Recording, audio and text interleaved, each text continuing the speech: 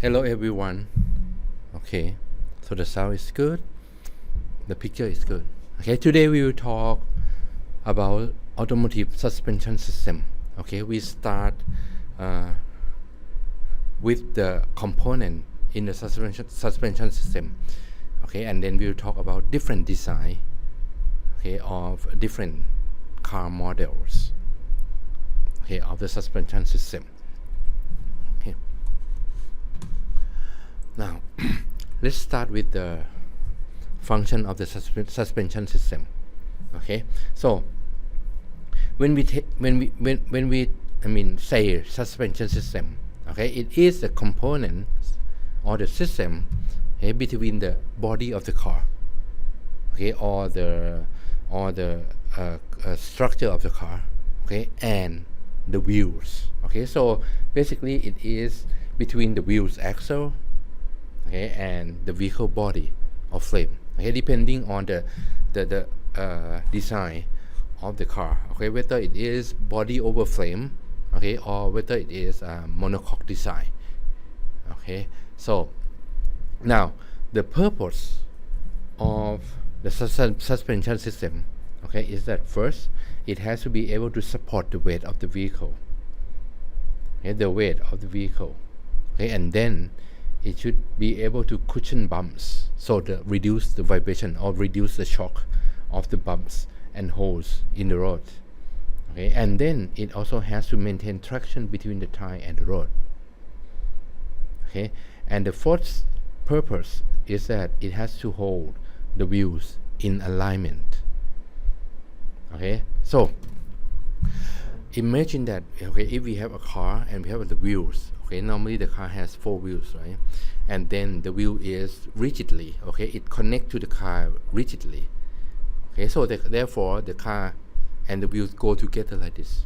Okay, and we know that, okay, on the typical road, okay, there is a holes and bump, okay, it's not really smooth roads. Okay, if we rigidly connect the wheels and the car, okay, the movement of the body of the car, okay, will be the same as the road, okay, as the road surface, which means that the passenger will go bump up and down all the times. Okay, so therefore we have to separate the wheels and the body of the car with the suspension, such that it cushion the vibrations that coming from the surface of the surface of the road.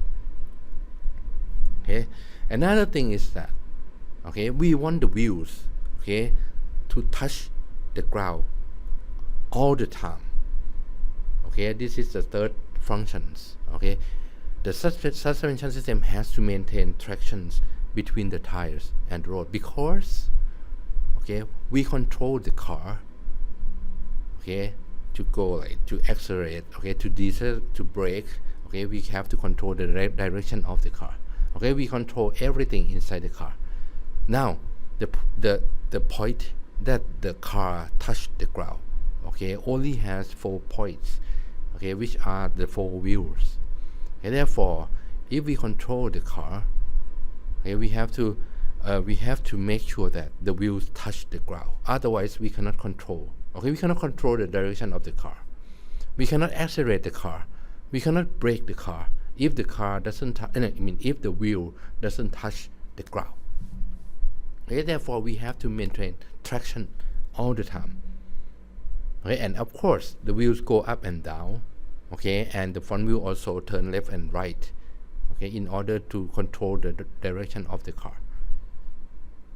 Okay, when it goes up and down, okay, we want the position of the wheel to be in alignment, which means that to be in the angle that we want, that we design, that the engineer design. Okay, so the suspension system has to control, okay, the movement of the wheel also. Okay, now, okay, here in this picture, okay, these are the suspensions, okay, between the body of the car and the wheels or the wheel axle. Okay, so it includes the spring and the shock absorber. Okay, the main components of the suspension system is the spring, the shock absorbers, and linkages. Okay, there are three main parts in suspension system. Okay, in Thai we call suspension system. Sometimes we call ระบบรองรับ Okay, sometimes we call ระบบกันสะเทือน Okay, sometimes we call ช่วงล่าง ระบบช่วงล่าง Okay, there are many names for suspension system. Okay, the three components. The first one is spring. We also use the word spring in Thai. Okay, for shock absorber. Okay, normally we call it choke. Okay, which is come from shock. Okay, it's a choke.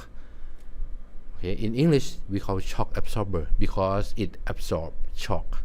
Okay, and linkages is ก็กลไก Okay, now okay, before we go into more detail, okay, because the suspension system separate the car into two parts, the top parts, okay, the one that over the suspensions and the one under the suspensions.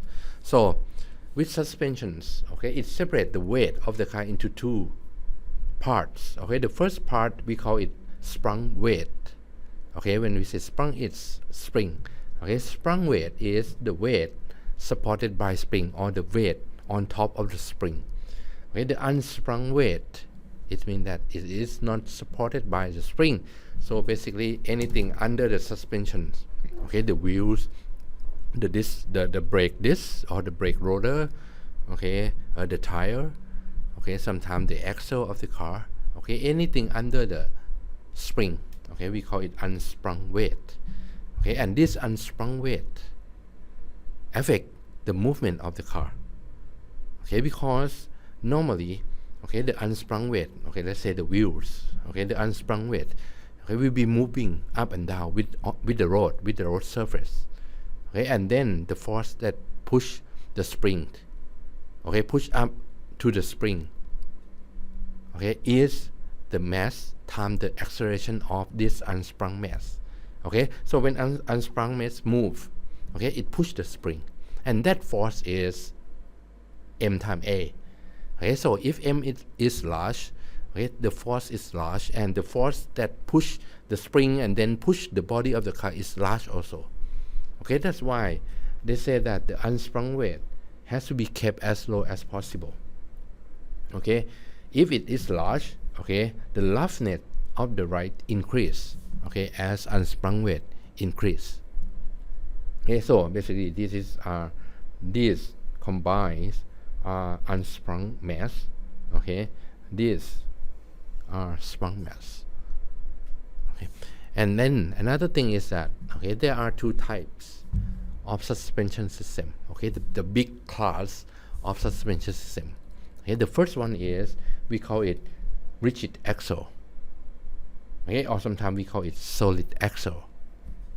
Okay, basically, okay, the unsprung weight, okay, combine, okay, the left wheel and the right wheels, okay, are rigidly connected to this component, okay, the blue one, okay, which is the drive axle, or to be correct, it is the axle housing, okay, the whole axle or the whole shaft, okay, the axle or the shaft, and it has a housing. Okay, these three connect together. Okay, and it moves together. So the wheels, okay, left and right, okay, and the axle. Normally we call this คาน okay, คานหลัง okay, normally it on the rear wheels. Okay, คานหลังของรถเนี่ย okay, move together as one piece. Okay, and the spring is here. This is a picture of the spring. Okay, these are the two springs. Okay, we call this rigid axle or solid axle. In Thai เราเรียกคานแข็งนะก็คือทั้งคานแข็งทั้งอัน okay, and it move up and down together. Okay, normally we use solid axle suspension, okay, on the rear wheels of pickup truck, okay, or the big truck. Okay, we use the rigid axle. It is very strong. Okay, but the problem is that the movement on the left, as you can see in this picture, and the movement on the right, okay, they go together. Okay, if there is a bump on the right, the movement, also affect the left side of the car. Okay, so there are more movement of the car if we use rigid axle or solid axle suspensions. Okay, therefore, okay, for most passenger cars, okay, instead of using rigid axle, okay, we don't have to be very strong, right? We don't have to carry a lot of load or a lot of weight. Okay, therefore, normally for passenger car, okay, we use independent suspensions. Okay, the picture on the lower pictures. Okay, these independent suspensions mean that the right wheel and the left wheel, okay, they move independently. In Thai, we call ช่วงล่างอิสระ Okay, Isra is independent, is free, right? So on the right and on the left, they move freely. So if there are bump on the right, it doesn't affect the left. So therefore, it doesn't really affect the body of the car. Okay, so there are not much of the body movement for independent suspensions. Okay, now, as I said, there are three components in the suspension system. The first one is spring. That's what we're gonna talk about.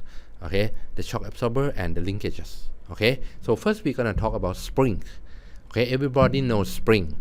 Okay, spring can compress, can expand, right? Normally it compress how much, it expand the same length. Okay, if we remove the force, if we apply the force, it will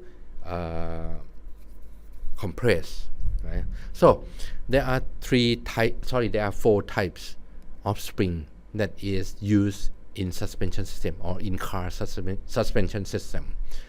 Okay, the first type of the spring is the coil spring. Okay, everybody know coil spring. Okay, in Thai เราเรียกสปริงขด Okay, we also have leaf spring. Okay, the second type. Okay, this is a leaf spring. It has a lot of like plate spring. Okay, this plate spring. Okay, in Thai, okay, we call nab. Okay, this is nab. Okay, we also have torsion bar.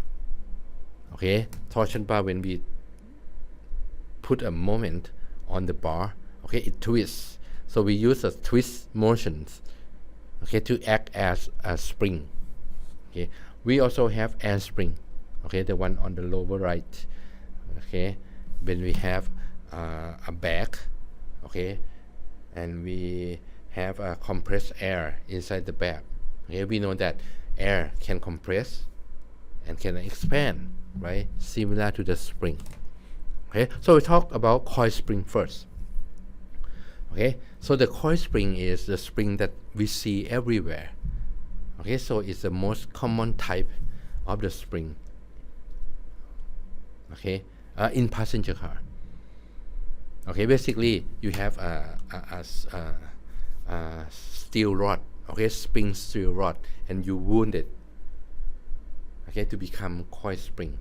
Okay, the advantage of it is it doesn't really damage. Okay, it is very difficult for it to damage or to defect. Okay, so it's really dependable. Okay, it is lightweight. Okay, and it's cheap. Okay, it is cheap. Okay, so we use a lot of the coil spring in the car.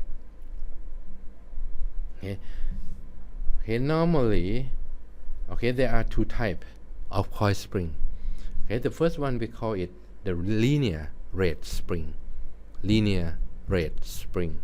Okay, the other one is variable rate spring. Okay, when we say linear rate, it means that the spring constant. Okay, the parameters k. Okay, the coefficients of the spring is constant, which means that, okay, if you push more force, okay, the x is larger. If you put more force, even more force, the x depend on the f. Okay, the deflection of the spring, okay, just follow the force. Okay, linearly. Okay, k is constant. Okay, if your spring is variable rate, it means that k can change. Okay, k can change with x. Okay, with how much it deflect. Okay, more compressions mean more k. Okay, so normally in the car we want the spring to be variable rate. Okay, if it compress a little bit or if it defect a little bit, we want small k, which means that okay, if you have a movement on the road, okay, a small movement, okay, it will be absorbed by the spring. Okay, so it will not like transfer it to the body. So if your wheel move, okay, a little bit like this, okay, the movement will be absorbed by the spring, okay, which is good, right? Okay, it doesn't transfer it to the body. However, if the movement is large, okay, for example, if you fall into a big hole on the road, okay, if k is small, okay, it means that x is big, right? Therefore, the wheels can like hit the body of the car. Okay, we don't want that. So if the movement is large, okay, we want k to increase. Therefore, x will be smaller. Okay, so to make a spring into variable rate spring, okay, you can do two things. Okay, the first one is you can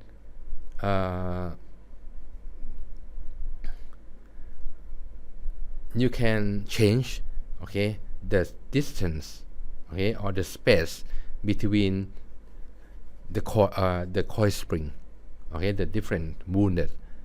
Okay, if all the spring, the space between each wound, okay, are different, or the diameter of the spring, okay, can change.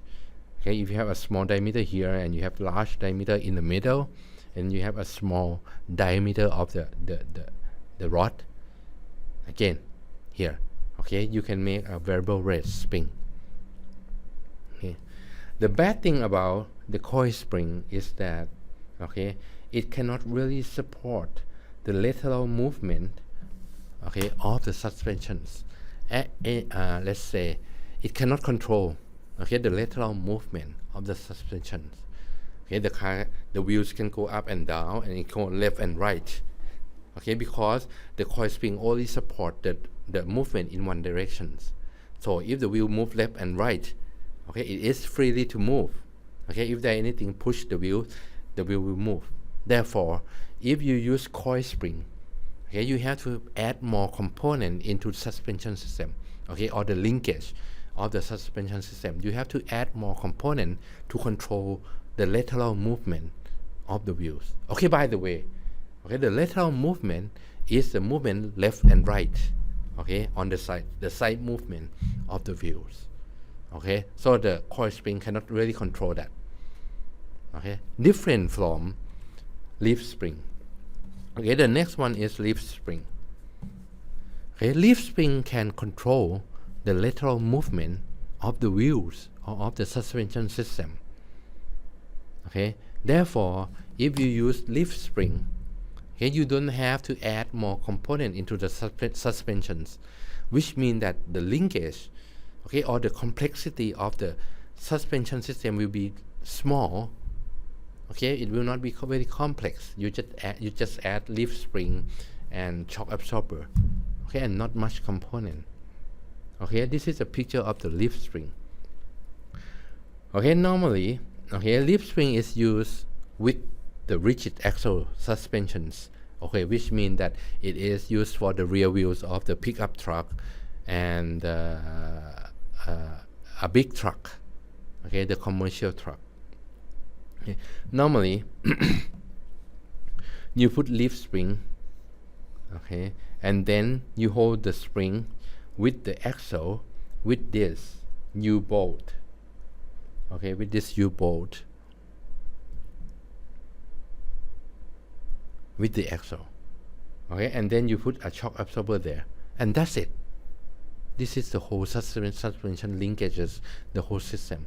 So it is very simple configurations, okay, very strong, okay, so very popular, okay, for commercial truck. Okay, so basically the leaf spring has many leaves, okay, or have many layer of spring steel.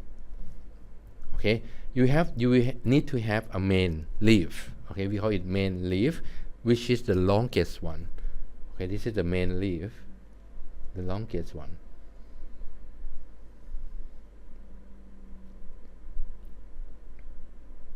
Okay, and at the end, okay, at the tip or at the both ends of the main leaf, okay, you need to have a spring eyes.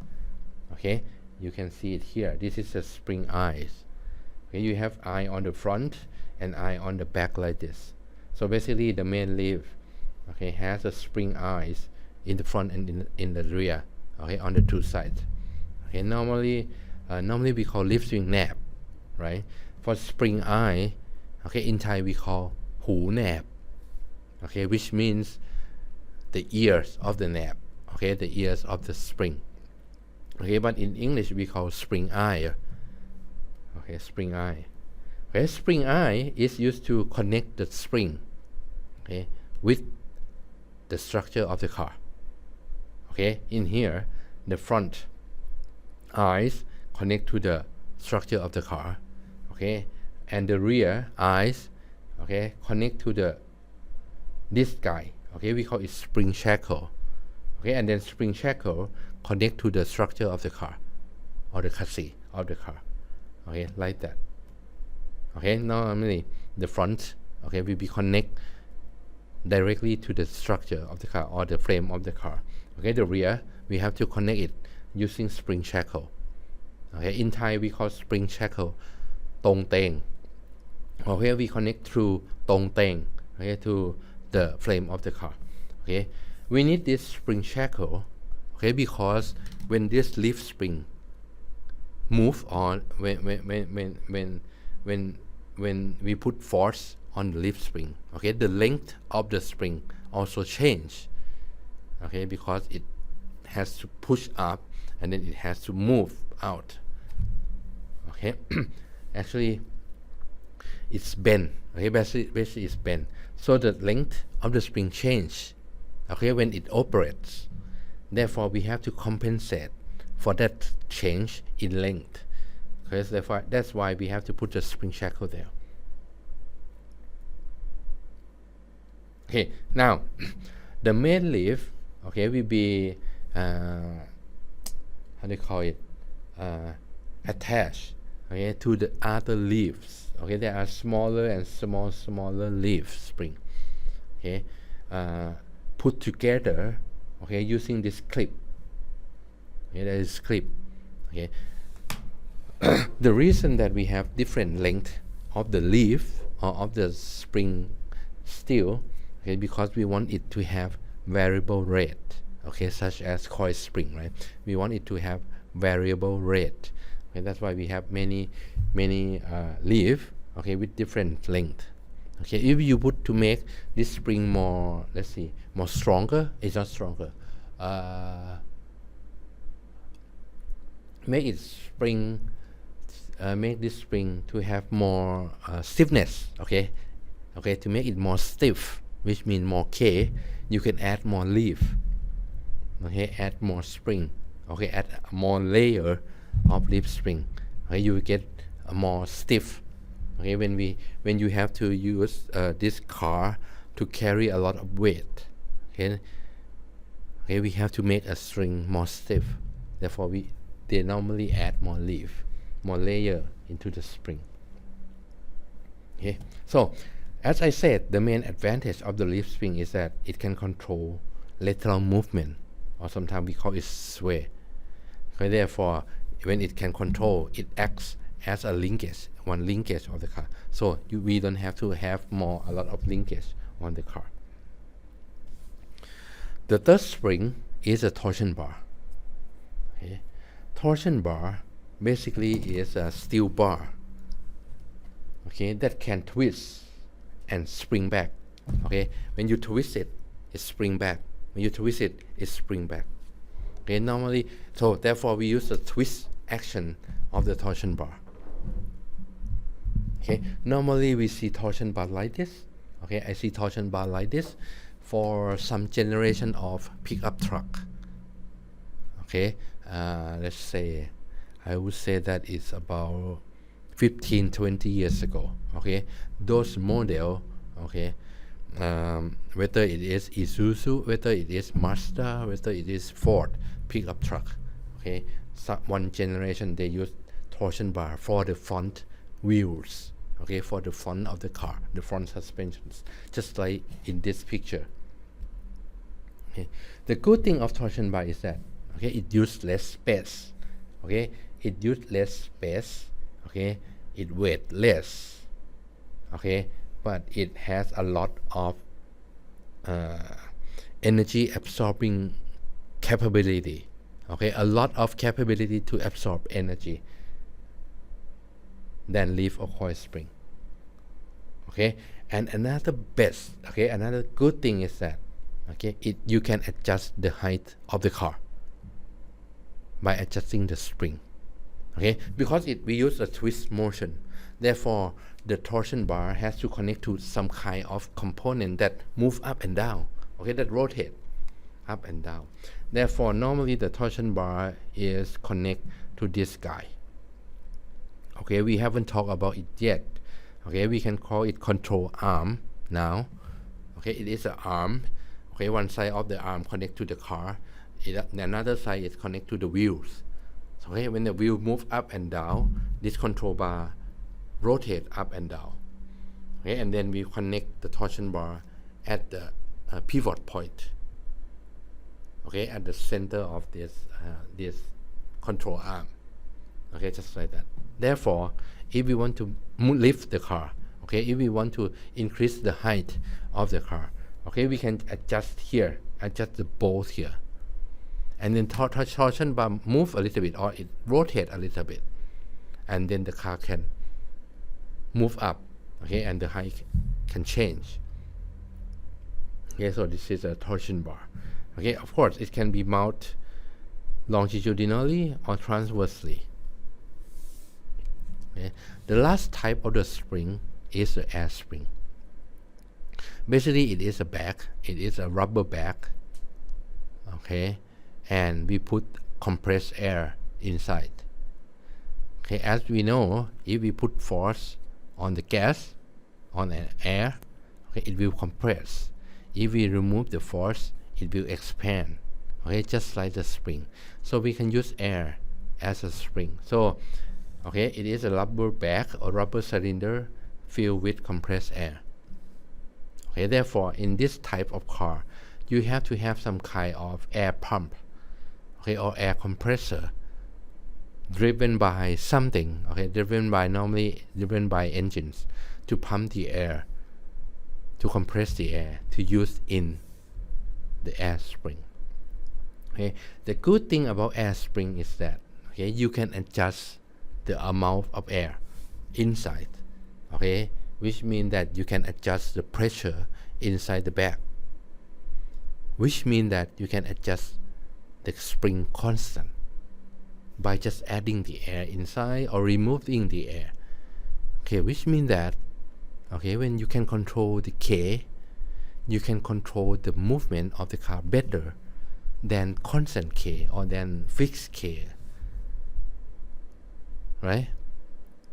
Okay, so the good thing about this is that it can open this valve. This valve can open and close. Sometimes it can open to put more air in. Sometimes it open to remove air out. So K can be controlled. And normally K is controlled by the computer on the car, which means that we can control many movement of the car. So therefore air spring is used in the luxury cars. Most luxury cars, such as a Porsche, such as BMW 7 Series, such as Mercedes-Benz S-Class. All of those executive car, expensive car, use air spring. There are some words in this side also. When spring is compressed, sometimes we use the word jaws. When the spring extend, we call it rebound. There are words. those are spring. Okay, there are 4 types of the spring. Okay, the second component of the suspension system is the shock absorber. Here is a shock absorber. Okay, now let's say we already put a spring in the suspensions. Okay, the spring will be between the body of the car and the wheels. Okay, now when the wheel move, it push up the spring. Okay, and then when the force is out, okay, when we remove, okay, the spring will spring back. Okay, almost the same amount that it is compressed. Okay, it's rebound almost the same amount that it's compressed, which means that the wheel will move up and down like this. Or if we look in another the way, okay, the car will move up and down like this. So, okay, when spring compress, okay, normally it oscillates like this, as in this picture. It oscillates. If it oscillates like this, okay, it moves up and down, and it keeps moving like that. So the car will move up and down like this. Okay, which we don't want. Okay, we want to remove energy from the spring. Okay, normally when it compresses, it's 1.5 kx square, right? So we want to remove that energy. Therefore, we have to convert that energy into something else, something that like loss, something that like dissipate out. Okay, so what we need is that we need this shock absorber. Okay, in Thai เราเรียกโชค Okay, so to prevent these oscillations, okay, we have to have this shock absorber. Okay, we want it to make some kind of energy loss, right? So we want to convert the movement of the spring into something else, or the movement of the car into something else. So we use that energy to force oil, okay, through a small opening or small valve inside the shock absorber. Okay, so the shock absorber has 2 parts. Okay, the cylinder, okay, one cylinder, okay, and another like arm, okay, the rod or the piston of the cylinder. So we have the cylinder and the piston like this. Okay, and the piston move inside the cylinders, and we put oil inside. Okay, we put some kind of liquid inside, and then we use the movement to force the liquid, okay, to go to this valve, okay, to pass through this valve.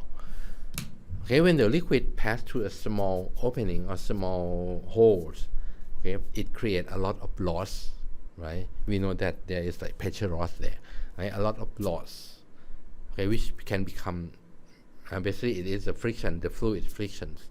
Therefore, it become heat and it dissipates out. Okay, that's why we put the shock absorber there. Okay, we will put shock absorber between the structure of the car and any part that is moving with the wheels. Okay, because we want to stop that movement, right? So one side of the shock absorber is on the structure of the car, on the frame of the car. The other side is attached to any part that is moving, okay, with the suspensions. Okay, so the component of the shock absorber is you have the rod, you have the piston, you have a cylinder. Normally in the shock absorber you have 2 cylinders, okay, inside cylinder, okay, the inner cylinder and the outer cylinder. Normally we use the inner one, okay, they call it working chamber, I think. Okay, the working chamber, okay, which has an upper chamber and lower chamber. Okay, the cylinder, okay, is attached to one shock absorber eyes, okay, as the same as a spring. In Thai we call this หูโชค okay, หูโชค. In English we call shock absorber eye.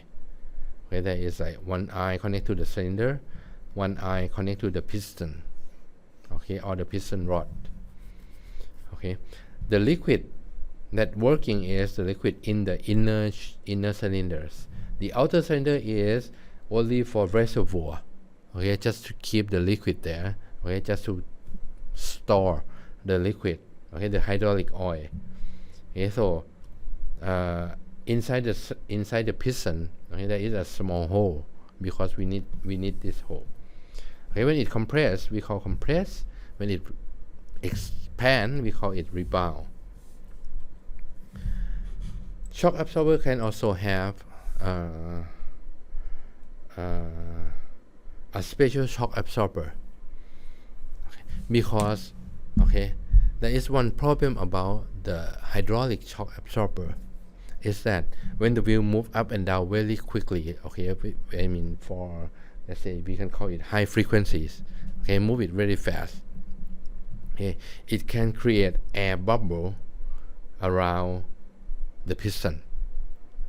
Okay, when we have air bubble like this, it means that instead of forcing the oil through the hose, okay, we just push the air or the bubble through the hose, which means that there is like not a lot of loss in there, so the shock absorber will not function very well because we have air bubble around the piston, okay, because we have a lot of like quick movement of the shock absorber. Okay, to prevent this, to prevent air bubble, normally in shock absorber we have to compress nitrogen gas inside, okay, about like 100 to 200 psi, which is around, I don't know, let's say 6 bar, okay, to about 15 bars.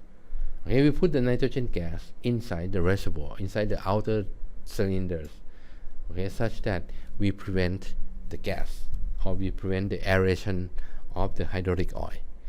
Okay, the same way that they put nitrogen gas inside the Coke bottle, okay, Coca-Cola bottle or Pepsi bottle. Maybe they put pressure inside to prevent gas, to prevent the aeration, to prevent the air bubble inside. Okay, normally if you open the Coca-Cola bottle, okay, there is a lot of like bubble inside. Right, the same principle. Sometimes we call this gas shock absorber, okay, or in Thai we call choke gas. Okay, it has liquid inside, but we have to put more gas, okay, to control the aeration or the bubble inside the shock absorber. We can also have variable damping choke or shock absorber, okay, which means that the constant of the shock absorber or the damping, okay, we call it damping constant or damping coefficients of the shock absorber can change. Okay, if you want to change it, okay, the damping will depend on the opening on the piston, right? So if we have a lot of opening like this, it has low damping. Okay, if we have less opening, it has more damping ratio or damping constant like this. Okay, or we can use some kind of like a pepper bottle. Okay, when we have pepper bottle, okay, when we rotate it, we can change the holes, right? We can open more holes or we can close the hole. Okay, we can do that with the shock absorber also. Okay, in this shock absorber we can adjust the damping ratio or the damping coefficients of the shock absorber into 3 steps by rotating the shock absorber. Okay, this is, we call it adjustable shock absorber. Okay, so that's about choke or shock absorber. Okay, now the last component of the suspension system is the linkages. Okay, the linkages, there are a lot of many design for linkages. Okay, we will have to talk about front suspension first, and then we'll talk about rear suspensions, because they are quite different. Okay, because on the front the wheel has to move up and down. It has also to turn left and right. Okay, together it moving up and down and turn left and right together at the same time. Okay, for the front wheels. The rear wheels or the rear axle is more, let's say, more simple, because it only moves up and down. Okay, it doesn't have to turn left and right. Okay, so the front wheel is kind of more complex, okay, in terms of the linkages of the suspensions. So in this size, okay, in this picture, is the basic component of the front suspension. Okay, so we start with, okay, we have a frame of the car. Okay, say on this side is the frame of the car, and then we have the wheel on this side. Okay, the frame has to stay still like this, and the wheel has to be able to move on the road, right? And the structure of the car, the frame has to like try to stay, try to not move, right? This has to move, this doesn't have to move. Okay, we don't want it to move. Okay, therefore, the first linkage is that the linkage that connect the wheel to the connect the frame to the wheels. Okay, such that it can move up and down like this. So we put linkage there. Okay, and at this joint with the frame, we put just rotating joint. Okay, just rotating joint like this. Now the frame can move up and down. The wheels can move up and down. So we call that arm the control arm. Okay, since the wheel has like diameter, right? We have to control the top and the bottom motion of the wheel. Okay, so therefore we have to put two control arms. Okay, so that is like upper control arm and lower control arm. Okay, just like this. And the joint here, okay, is just rotating joint. Okay, just imagine control arm just move up and down like this. The wheel can move up and down. There are two arms, right? So the wheel can move up and down. Okay, now we want this wheel to turn also, right? Turn left and right. To do that, we have to put more joint here. Okay, this joint, remember, this is the wheel. It has to turn left. Okay, wheel has to be able to turn left, turn right. Okay, together we go up and down like this. Okay, therefore this joint has to be spherical joint. Okay, the spherical joint. It can rotate in any directions, right? So we put spherical joint here and spherical joint there. Okay, connect the arm with this guy. This guy, okay, another linkage, we call it steering knuckle. Okay, sometimes in British English they call it upright. Okay, upright, or steering knuckle in American. Okay, in US English. Okay, this steering knuckle connect to the control arm with the spherical joint. Okay, therefore, and then this steering knuckle then connect to the wheels. So the wheel is basically on the steering knuckle. So we have steering knuckle, we have upper joint, lower joint, okay, upper spherical joint, lower spherical joint. We have control arm like this, control arm like this. Okay, the steering knuckle can move up and down because control arm can pivot, can rotate up and down like this. Okay, and then the wheels can also turn left and right like that. Okay, so this is a basic linkage for the front suspensions. So we have the we call it rotating joint here. Okay, normally we put bushing there. Okay, we call it bushing. In Thai เราเรียก boot. Okay, we say boot or bushing there. Okay, because it is just a rotating joint. And then we have control arm, upper control arm and lower control arm, and then we have this steering knuckle connect to the arm using spherical joint. Okay, they're like upper joint and lower joint. Okay, instead of calling it spherical joint, normally we call the joint here as a ball joint. Okay, it is a ball joint. Okay, in Thai we เราเรียก ball joint ก็คือลูกหมากโอเคลูกหมากลูกหมากบนลูกหมากล่างโอเค upper ball joint lower ball joint. Okay, so when the wheel hit the bump, okay, it will go up like this. So control arm will like lift up. Okay, when it goes on a dip, okay, the control arm will go down like this. The spring will expand. Of this. Okay, so this is a basic component. Okay, now we talk about this control arm. Okay, the control arm that is used in suspensions, okay, it has shape like this. Okay, it cannot be just a straight rod like this. It has to be triangular. It has to look like an A, okay, with a triangle and then the rod between, okay, connect between these two triangles. So it looks like the letter A. So in US English, they call this A arm, okay, instead of, the control arm, and we call it A arm, okay. And we have the upper A arm and the lower A arm, okay. We have the upper control arm and lower control arm. So the suspension like this has a name. In English, they call it double A arm suspensions, okay, double A arm. So that's two A arm, double A arm suspensions, okay.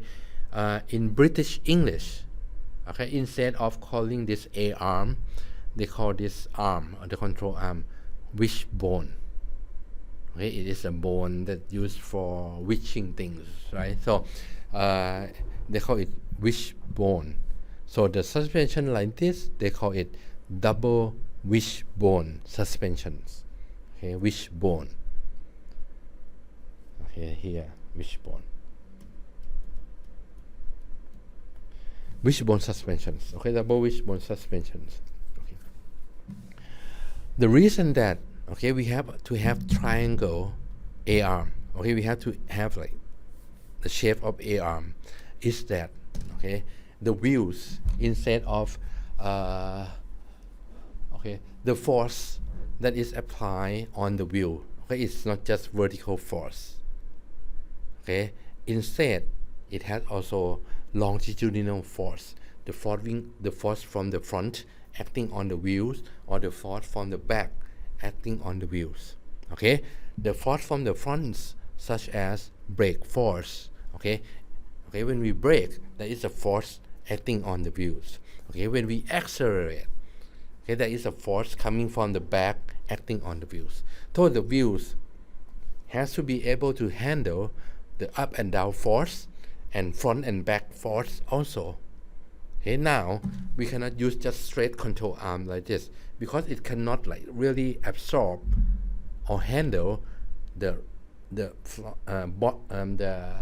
front and back force, right? So therefore we have to put it into triangular shape, or the letter A shape, okay, such that the linkage of the A arm can absorb front and back force, okay, so there is no damage of the A arm.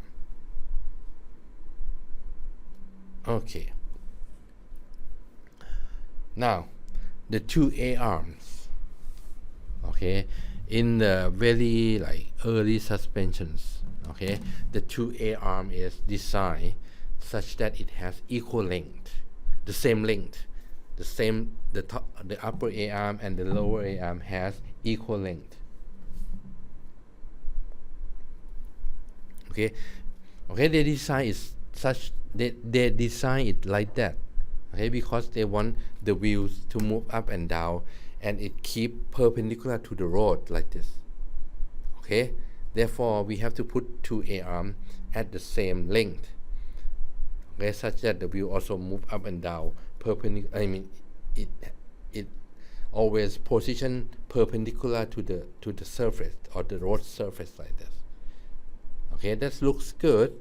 Okay, however, the A arm move into like an arc. Okay, the radius, the arc. Okay, therefore, when the wheels move up and down, instead of moving like this, it moves like this. Right? It moves like this on the arc of this A arm, right? On the arc of this like ball joint. Okay, when the wheels move like this. The problem is that, okay, it slides on the ground. When it go up, it slides like this. Okay, when it go down, it slides like this.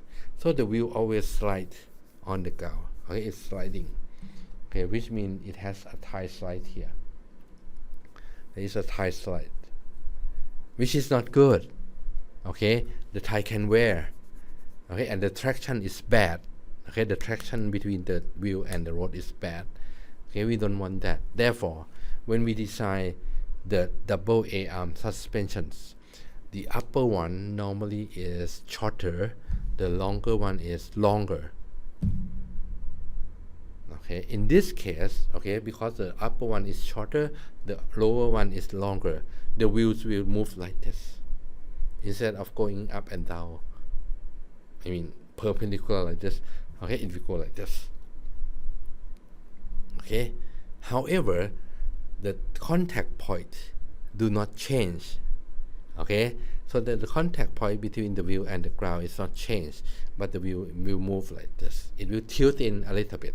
Okay, it will tilt a little bit like this. Okay, however, we can prevent tire slide. Okay, so the contact point will be the same. Okay, when the wheel go up and down. Okay, this is why. Okay, we have short and long, or long and short control arm in the car like this. Okay, now the control arm is connected to the steering knuckle, right? The steering knuckle. This is a picture of the steering knuckle. In Thai เราเรียกคอม้า okay, steering knuckle we เรียกคอม้านะครับ the control arm, the A arm, upper A arm and lower A arm. In Thai เราเรียกปีกนก okay, ปีกนก okay, if we translate that, it is the bird's wing. Okay, bird's wing, ปีกนก okay, ปีกนกบน ปีกนกล่าง okay, like that. Okay, ปีกนก is connect to the ball joint, which is ลูกหมาก okay, and ลูกหมาก connect to the steering knuckle, okay, which is คอม้า. Okay, this steering knuckle has like connecting holes on the top and on the bottom like that. So we connect ลูกหมากthere, ลูกหมาก there. Okay, and the steering knuckle has this spindle. Okay, this is a shield. This is just a plate. Okay, to prevent the dirt and all the things, right? And on this spindle, okay, we have this bearing. Okay, the left side of the bearing, the right side of the bearing. Okay, the one side of the bearing and the other side, we put them together. Okay, and on this bearing, we put this disc. This is a brake disc. Okay, we use it for braking, for brake system. And then we connect the disc to the wheels. Okay, to the front wheels, the car wheels. Okay, so we connect the disc to the wheels. Okay, which means that normally, okay, one configuration of the car is that the car is driven by the rear wheels. So it rear wheel drive. Okay, the front wheel is just free. Okay, it's just a free wheels. Okay, therefore we have to put the bearing inside and the wheel is just like free like this. Okay, if you have front wheel drive, if you engine drive your front wheels, you will have a shaft connecting from the engines, okay, and go into the wheels and drive the front wheels. In this picture is for the rear wheel drive car, and this is a front suspensions. Okay, we see another link. Okay, another link here, another holes for a joint. Okay, that's used for turning the wheel left and right. Okay, we will talk about that in the steering system. Okay, next chapter I think.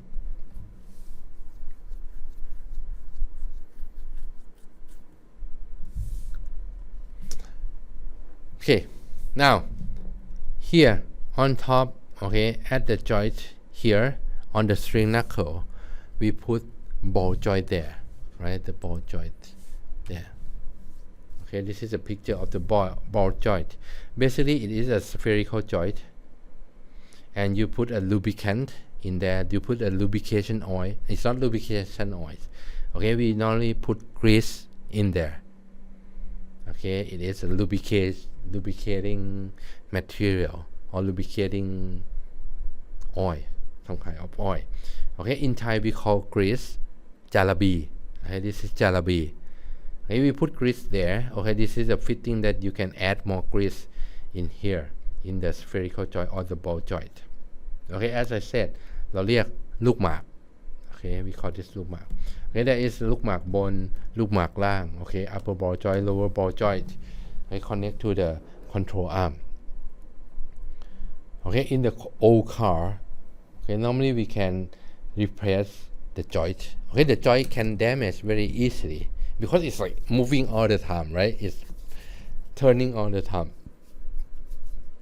so in old car okay we can remove the ball joint and put the new one there okay but for new car for most new car okay instead of like replacing just a ball joint okay they will have you replacing the whole control arm okay the whole ปีกนก okay replacing the whole thing okay when the ball joint damage okay. Another component in the suspension linkage okay is we call it stabilizer bar okay sometimes we call it sway bar sometimes we call it anti-roll bar okay in Thai we follow this word okay we use the last one anti-roll bar okay roll is a movement of the car like this how that's roll ภาษาไทยเราเรียกโครง okay therefore this stabilizer bar or this anti-roll bar in Thai we call เหล็กกันโครง okay เหล็กกันโครง okay this the red one is a เหล็กกันโครง okay anti-roll bar okay from the names it anti-roll so it prevent the car from rolling okay the reason that it roll because we make the two wheels left and right wheels two independent okay we make them two independent okay therefore okay if we hit bump it's okay if we put hit holes it's okay if we drive on the road it's okay however if we turn okay if we are like riding very fast on a curve when we turn like this okay we know that there is a centrifugal force acting on the car now when the car turn there is a force the centrifugal force acting on the car okay and the car touch the ground at the bottom of the wheel right so when the car like when there is a force acting on the car will rolls like this okay so when we drive the car and we go on the curve okay we drive like on the curve okay the car will rolls like this when it rolls it means that the inner suspension will like extend right the spring will like extend however on the outer side of the car the spring will compress okay we make that because we make it independent so this one can like expand a lot this one can compress a lot therefore the car rolls a lot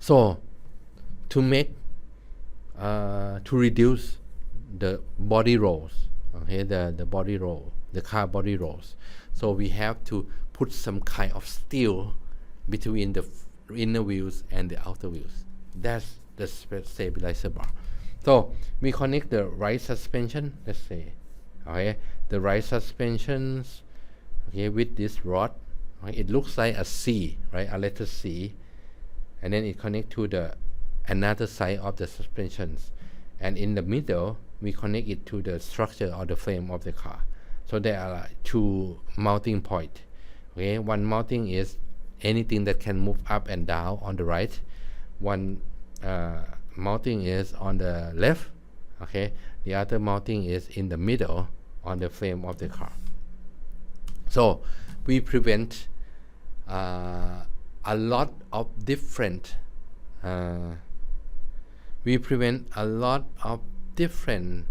or we prevent the differentiations between the rear the right and the left wheels of the car so this one cannot expand too much one cannot compress too much so there is this anti-roll bar okay try to prevent that okay try to pull them back like that so this okay can decrease the car body rolls so it is anti-roll bar เหล็กกันโค้ง okay so that's the component inside the suspension system okay so we will look at different type of front suspensions. Okay, double A-arm is the basic type. Okay, the double A-arm is the basic type. Okay, we also have a straight control arm with strut rod. We also McPherson stud. Okay, McPherson stud is very popular for new car. Okay, we have modified all of this. Okay, so double A-arm is basic. Okay, we are already talked a lot about it. Okay, you have A-arm, upper A-arm, lower A-arm connect to the steering knuckle like that. Okay, just what we said. Okay, now in some car, you can see that. Okay, because we have A-arm, okay, we allow a lot of space for the wheels to turn. Okay, because we have a triangular arm, right? Therefore, we have a lot of space, okay, for the wheels to turn left and right. So we have to provide that space. Okay.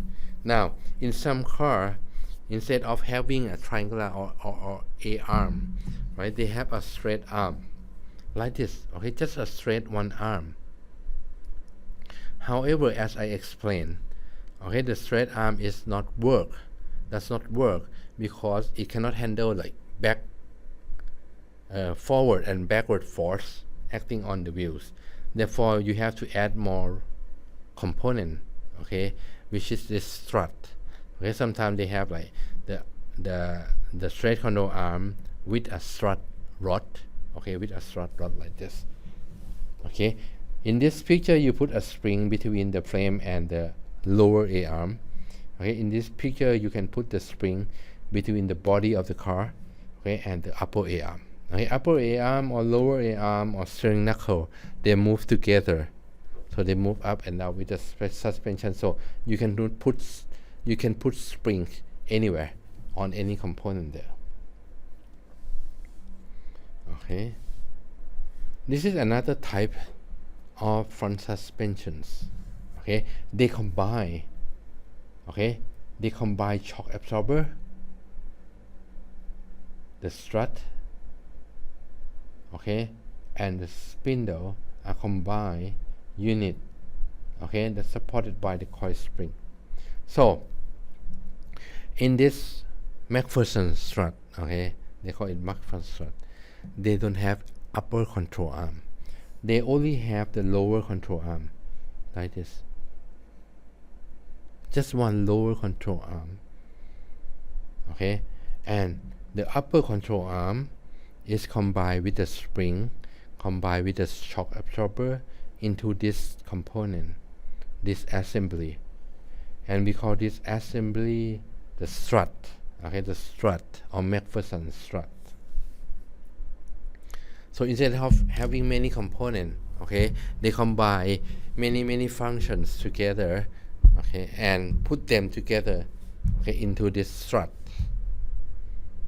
Okay, and the strut, okay, connect to this the spindle or the steering knuckle. Okay, it becomes the steering knuckle. Okay, now the question is how the wheels turn. Okay, the wheels can move up and down because we have the control arm there. Okay, we have to control the upper position of the wheels using this guy because there is like upper control arm in there. Okay, it had to allow the wheel to turn left and right. Okay, it has to control the movement front and back also. Okay, it can turn the wheels because, okay, on the upper side here, the upper side of this strut, okay, will be bolted to the body of the car. Okay, and at that location,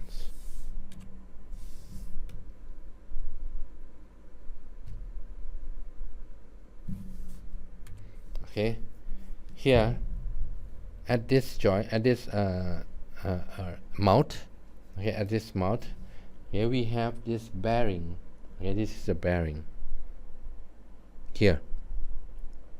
When we put bearing there, what it means is that the whole strut, okay, the whole piece, the whole strut can rotate like this.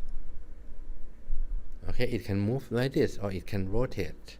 Okay, the strut connect to the wheels, right? Connect to the spindle of the wheels, or let's say the steering knuckle.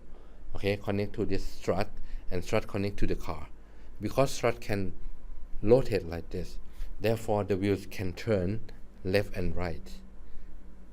Okay, you see the upper control arm, the upper ball joint combined together become a strut like that.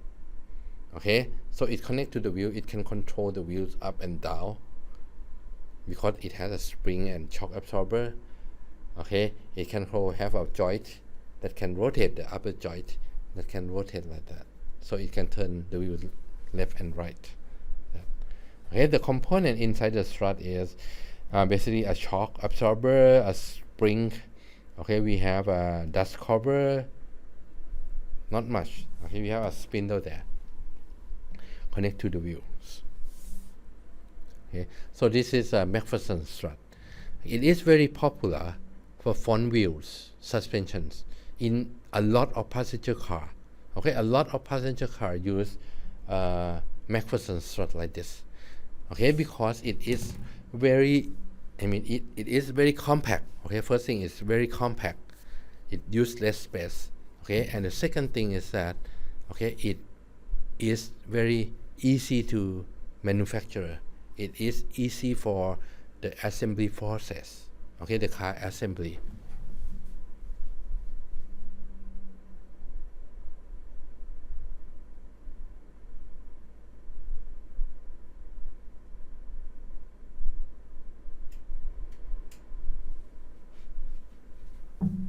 Okay, sorry guys.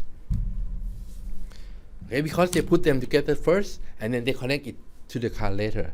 So in assembly line, it is very easy to assemble this McPherson strut. Okay, now because this McPherson strut, we combine, all of them together like this. Okay, one problem is that, okay, when we want to fix something, okay, when one of the parts damaged, it is difficult to replace. We have to push the spring, we have to take everything out, we have to disassembly, take it apart, and then we have to replace the part, and we have to combine them together. So there are a lot of process, okay, for replacing a component there. So in some model, okay, some car model, instead of putting the spring together with the shock absorber like that, okay, they take the spring out like this. Okay, we call it modified strut. Okay, this makes its service easier, make the service of the suspension easier. Okay, this is front suspension using the torsion bar. Okay, this is a longitudinal torsion bar.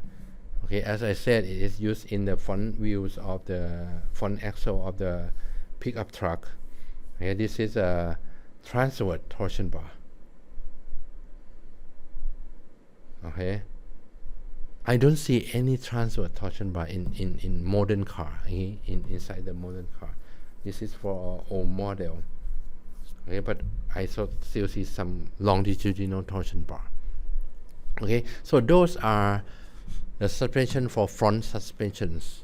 Okay, for rear suspensions, okay, it's kind of more simple suspensions, because the rear wheel doesn't have to turn left and right, so it is more simple one. Okay, so there are many types. The most basic one is the leaf spring. Okay, rear suspension like this. What you have is you have the whole axle on the spring, and you put shock absorber there. Okay, so there is this whole axle on the whole axle is on this leaf spring. Okay, the two spring, and then we have a shock absorber, and that's it. Very simple. Okay, we see a lot of very let's say a very popular design is a multi-leaf like that. Okay, you have a lot of leaves inside the spring. Okay, there is also a single leaf rear suspension, which means you only have one leaf. Okay, I don't see that, okay, in modern car. Okay, if you have one leaf, it means that I have different thickness of the leaf because we want variable rate. Okay, we want to vary the K, vary the constant K. So the leaf has to be thin and then thick and then thin like this. Okay, I believe that is difficult to manufacture. Okay, difficult to make. Therefore, makes more sense to just use multi-leaf. Okay, leaf suspension can be like arranged transversely. Okay, we can put the leaf spring transversely like that. Okay, like this. Okay, there is still some big truck. Okay, there are also some like classic car. Okay, a classic car that use transverse leaf spring like this. Okay, this is multi-leaf. This is a single leaf. Okay, not much. Okay, we can have coil spring. Okay, for coil spring, you see, the rear suspension is different than the front suspensions because the wheel doesn't have to turn left and right. Okay, therefore we can use a lot of space. Now the control arm, okay, sometimes they call it this like trailing arm. Okay, it can go from front, parallel to the wheels. It can go from front parallel to the wheels like that because the wheel doesn't have to turn, right? So we can use this space. Okay, so this is sometimes they call it trailing arm. Right, the trailing arm is like that, and we put a spring on the trailing arm. Okay, and use with the rear axle like that. Okay, and because there is a how do you call? There is a constraint on the coil spring. Okay, there is a limitation of the coil spring is that it cannot control the side movement, right? Which means that if we put the spring like that, okay, we have to put another linkage to control the movement of the axle. Okay, because the coil spring, okay, can only handle up and down, right? So therefore, if we use only coil spring, the whole axle can go left and right like this. Okay, therefore we have to have another rod, okay, connect to the axle such that it doesn't move left and right. Okay, this is one type of linkage that we need. Okay, the track rod like that. Okay, so this is another type of independent suspension. Okay, this is independent suspensions, right? Independent rear suspensions. Okay, and the McPherson strut. Okay, we also have rear McPherson strut. Okay, this is the front strut that we talk about. This is on the front wheels. The bolting location or the mounting point, okay, is here, just under the front hood of the car. This is the front strut. Okay, the rear strut is normally here.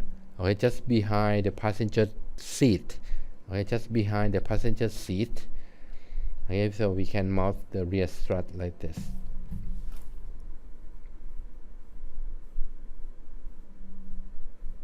Okay, it's not really very popular because the strut, okay, normally is used for the front wheels because it can turn, right? It can turn left and right.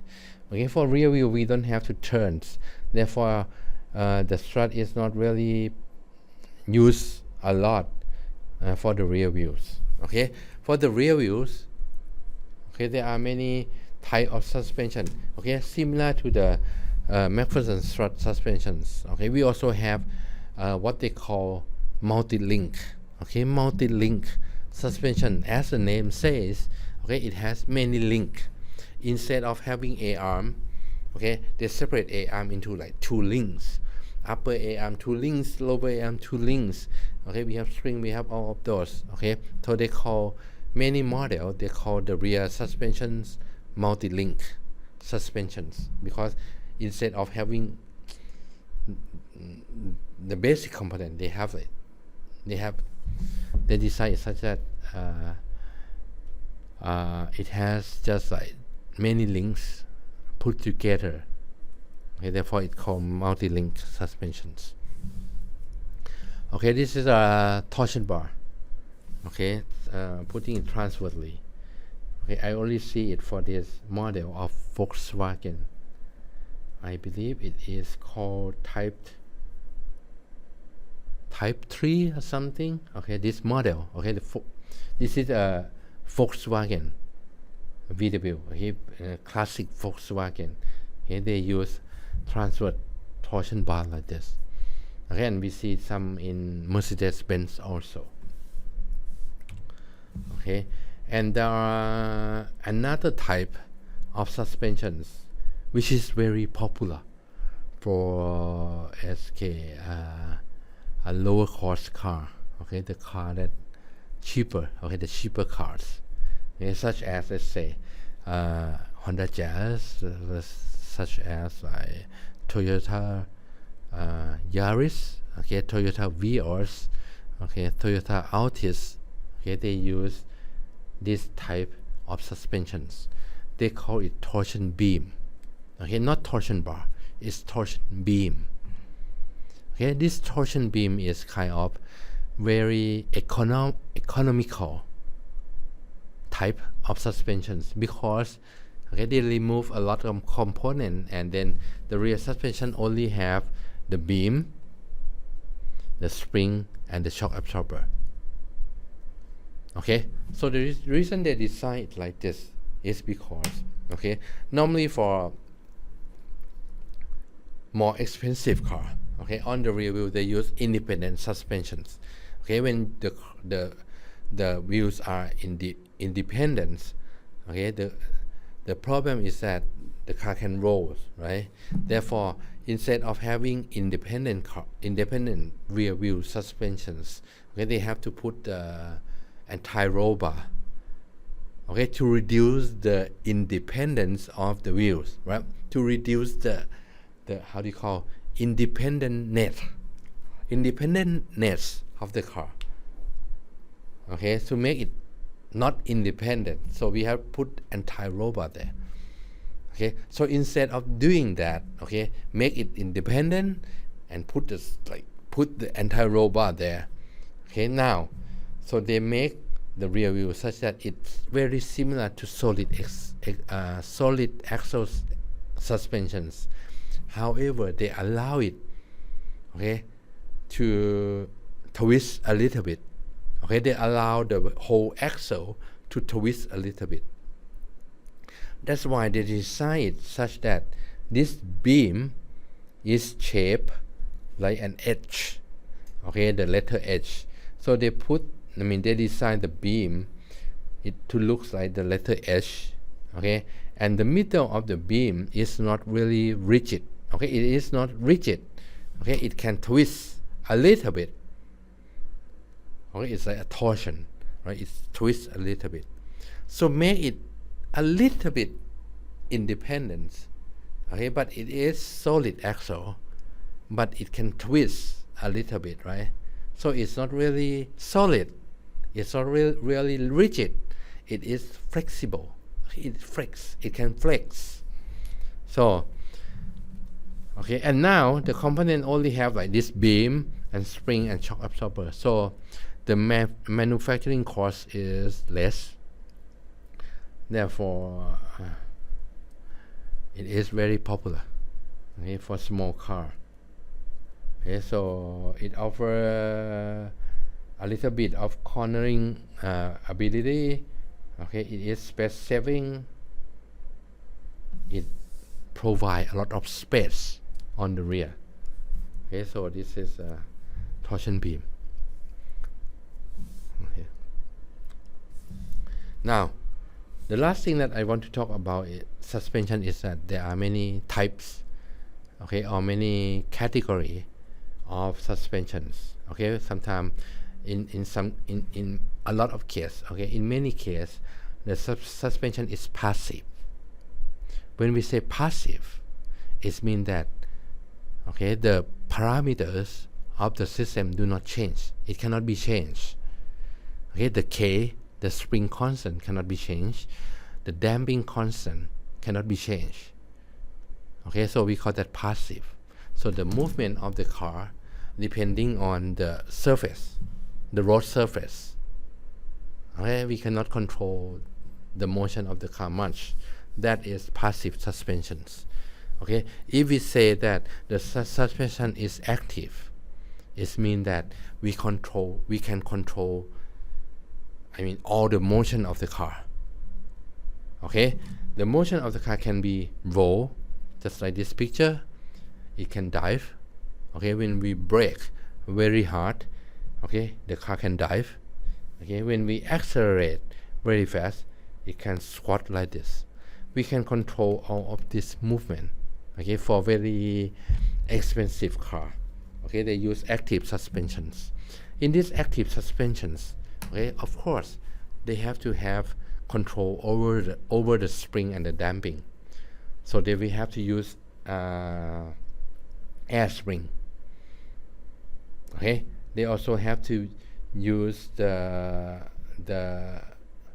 shock absorber that adjustable. The shock absorber that adjustable. Where is it? There is an actuator on the damping force. On the damping on the shock absorber. And therefore it has to have some kind of control over that. So you need the ECU. You need a computer to control the air spring, to control the damping, or to control the shock absorber. And that computer need a lot of sensors. So you have like throttle position sensor, to detect how much throttle is. You have like G sensor, the acceleration sensor. You have height sensor on the front and on the rear. You have the speed sensor. You even have the steering angle velocity sensor. The steering wheels. You have the sensor on that. So a lot of sensor send the signal to the computer or the ECU, and the ECU control the spring force and the damping force. That's why in expensive car, even the car is big, but it doesn't roll much, it doesn't vibrate much, because it has active suspension like this. Everything is controlled. So when you turn, this active suspension can control the spring on the left to be more stiff. So put more air on the air spring there, and reduce the air on the right. Therefore, you do not roll. That is, so you have force acting on the outer wheels. So that's active suspension. The semi-active suspension is in between. This semi-active suspension is in between passive and active. So semi-active suspension can control just some parameters, such as vehicle height, such as the stiffness of shock absorber, and the spring stiffness. You can just adjust the value, just like one level to another level like that. Let's say soft or hard, right? Very soft or very hard, or very comfort or very sport, like that. So you can adjust that. They call it semi-active suspension. But now we see like either passive or active, right? Expensive car will have active suspension because ECU is not expensive anymore, right? All this control is not like expensive anymore. So if they want to do active, so they do active. If not, they just use passive suspension like that. So that's the end of the suspensions. If you have questions, any question, just leave the comment down below. I will come and answer that. So thank you.